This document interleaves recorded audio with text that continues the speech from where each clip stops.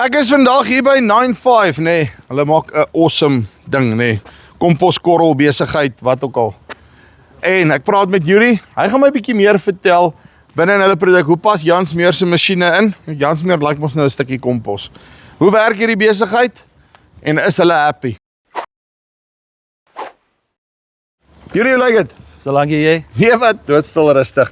Okay, 95. Vertel my gou in kort, wat presies is dit wat julle doen? So ons vat organiese materiaal, Ja. verskillende resepte wat ons gebruik. Ons hardloop al daai materiaal deur die komposproses. En in hierdie komposproses, daai materiaal dien dan soos 'n huis en kos vir mikrobes wat ons nou eintlik teel in hierdie medium wat ons maak.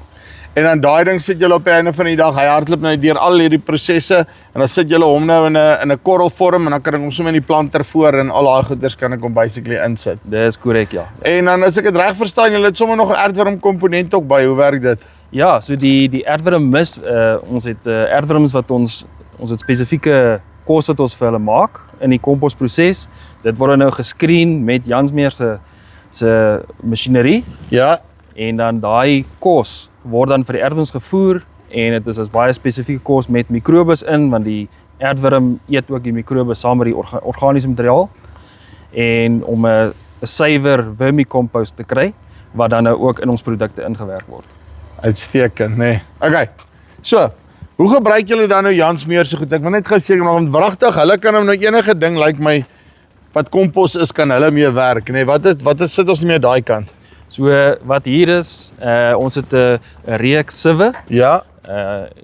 rollscreen soos hulle dit noem. En daai voerbak is waar die produk ingegooi word. Hy word dan deur al die screens gesif om die verskillende groottes uit te kry. Yes. En dan word dit nou die fines word dan gebruik vir jou verskillende produkte, maar ook die ander groottes word dan gebruik vir ons het 'n paar reeks van produkte. Ja. En dit So vir julle om op die einde van die dag presies dit wat julle wil doen op elke fase kan julle die produkte skei en te kere gaan net soos julle dit wil maak op die einde van die dag. Ja. As ek dit reg verstaan, het hy vir julle custom die masjiene gemaak soos wat julle dit wil hê sodat dit by julle inpas. Julle het sy basic masjiene gevat, maar hy het dit dan nou aangepas dat dit by julle werk, né? Dis reg, ja. Baie gespesialiseerd in presies hoe die verwerking van die produk moet gebeur. Ja. Plus dan nou jou ander masjinerie vir jou korrelvorming was hy ook betrokke, ja. En okay, en dan sê vir my die masjiene self, wat is julle ervaring met hulle? Hoe werk die goeders? Ja, uitstekend hoor. Ons het geen probleme daarmee nie.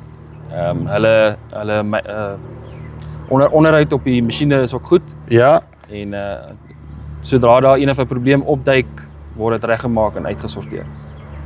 Sê vir my uit 'n oplossingsoogpunt uit, nê, want uit die aard van die saak uit julle gebruik die goed nou anders as wat ander ons het gebruik. Ek neem aan daar was 'n bietjie brainstorming en goed wat nodig was met hulle.